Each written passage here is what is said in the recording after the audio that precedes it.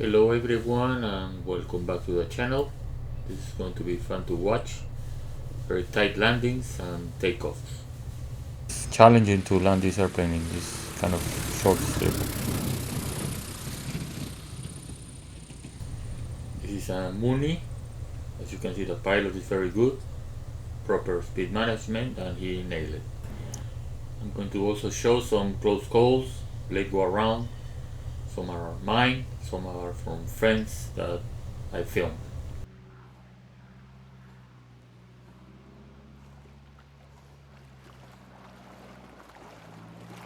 This is Cottonwood gravel bar in the Stiligwamish River in Washington State. This one is a tight one because it's between trees. There are tall trees, then you have to turn right and then make a left turn for the landing, so you kind of land on a low wind to the left turn.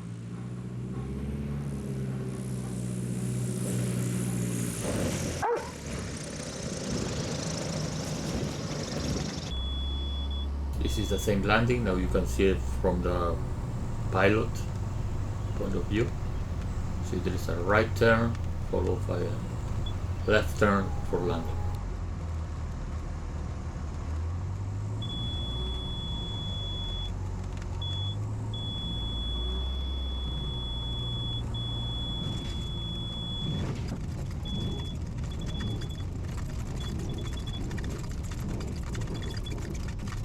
This one also in the Stiligwamish in the 182. This is challenging to do in the 182 because you do a 90-degree turn at low altitude, low speed. So then you straighten for the landing. You will see in the next video how it changed. Now I'm going to do it in the 170 with the current conditions. So we used to do this landing, making the turn and then land straight, but now the conditions have changed. You make the turn, but you have to continue making the turn because now there are some bushes, so you cannot land straight. So you have to make the turn, continue the turn, then make a left turn, land low wind to the left.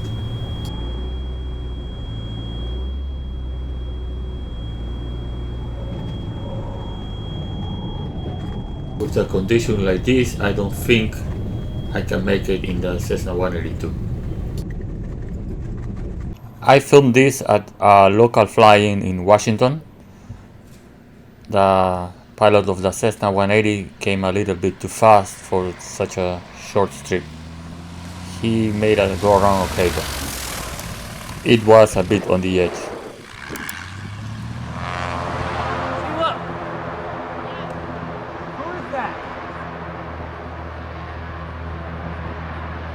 I'm glad they made it, and then he tried again and he landed fine.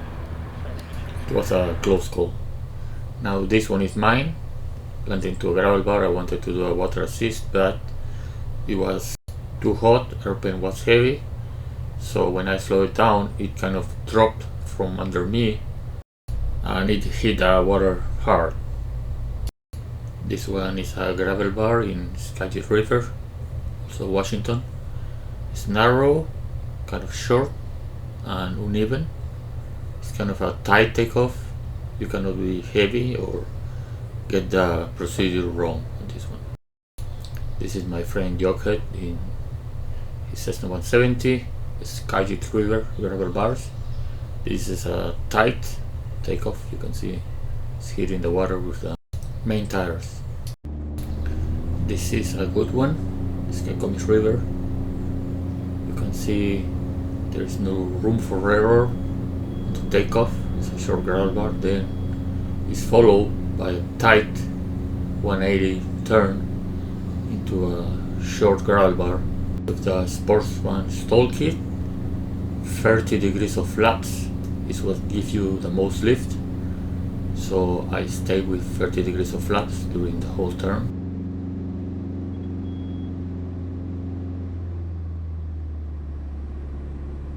Then straighten the airplane and reduce speed to the final approach at 10 degrees more for full flaps. Once I slow to the desired speed, I start to add power to maintain the speed and increase the angle of attack. So here in this landing I'm coming behind the power curve. You can hear the motor, how much power I'm adding. I'm trying to come as slow as possible for this landing.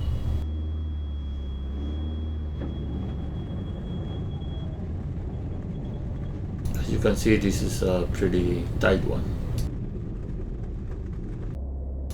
This is Arrowhead gravel bar in the Skycomics River. Also coming from the west, it's more challenging, more tight. Coming between trees, it's kind of narrow.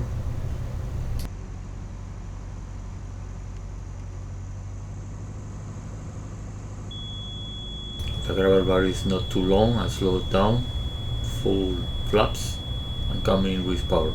The Cessna 170B can approach really slow.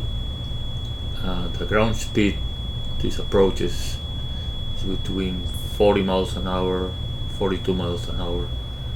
Ground speed GPS, the airspeed indicator is showing like 30 miles an hour. Here I'm landing on a gravel bar on the Snohomish River. It's kind of short, so I'm coming very slow, full flaps, some power. Try to touch down smoothly, no bounce.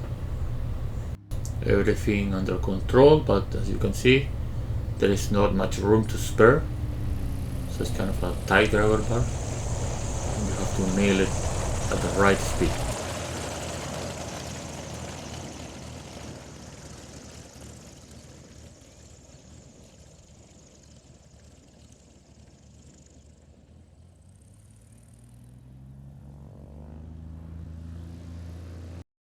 This is Logjam gravel bar, the Skagit River in Washington. Here is Jocket landing his Cessna 170B. My friend Zach did a great job with the drone on this shot. Still is a short gravel bar and tight. He did a great job. This is Jocket again landing on Dogleg gravel bar. This is a different approach, in between trees. The trees are tight and you have to make a right turn for the landing.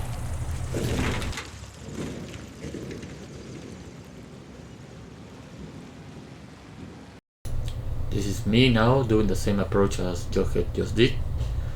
We always pick days that there is no wind for this kind of flying, because there is no point risking these challenging landings with the added factor of wind or gusts at very slow speeds.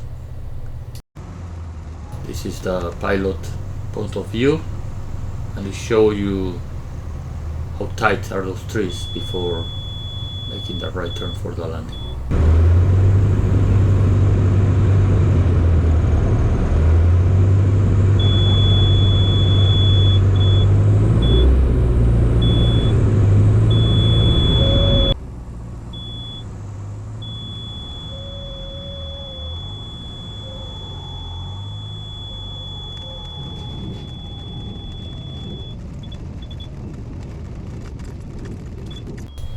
This gravel bar is near Concrete, Washington.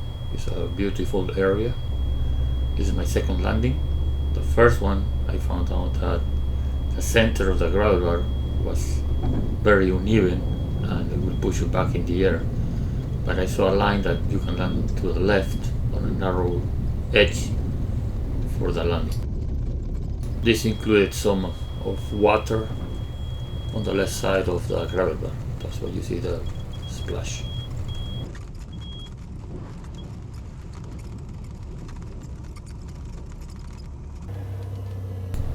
This next landing is in Sirena Station, Corcovado National Park in Costa Rica. This airstrip is very narrow. You only have the tracks of the Cessna tires. It is also a rough strip and short.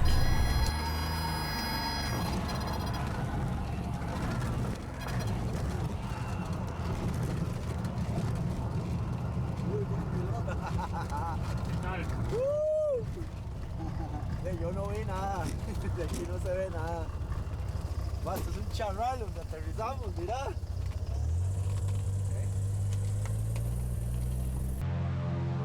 This is Marble Airstrip in Idaho.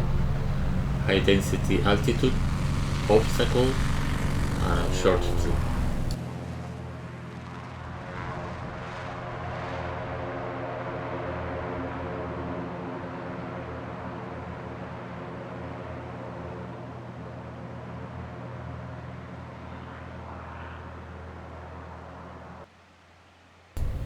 This airstrip requires precision. This is marble again. For the landing you have to nail the speed, come slow so you don't float. Also, it is important to take into account that with high density altitude the ground speed increases, so your roll will be longer when you land.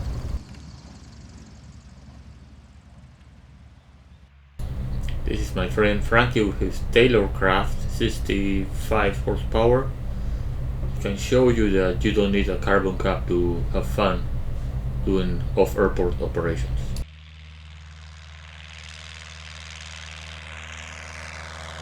This field is next to Frankie's house, so we land here all the time. For the Taylorcraft, the challenge is the takeoff because there are some tall trees at the end. This next one is Ballena in Costa Rica, the Pacific coast. You need to bring the airplane very light and do the procedure for a short takeoff and climb an obstacle. Maximum 1 passenger and less than half fuel. There is no room for error in this airstrip. Hope you guys enjoyed this video. Some of these landings were planned and we calculate the landing distances. Some were a bit risky and we learn from mistakes, and that's part of aviation, backcountry flying. And if you want to support Backcountry 182 channel, please join me on Patreon. See you next time. It is very easy to join Patreon. Go to my YouTube channel, the link is in the description of this video, and navigate below Backcountry 182 at the top right. You can click on Patreon and it will take you to the Patreon page where you can select your membership level. It will show you the tiers and everything. By becoming a Patreon for Backcountry 182, you will not only be helping the YouTube channel, but you can also get direct advice or discount on some aviation products for your airplane, or advice or products for your airplane. We can chat and video call if needed.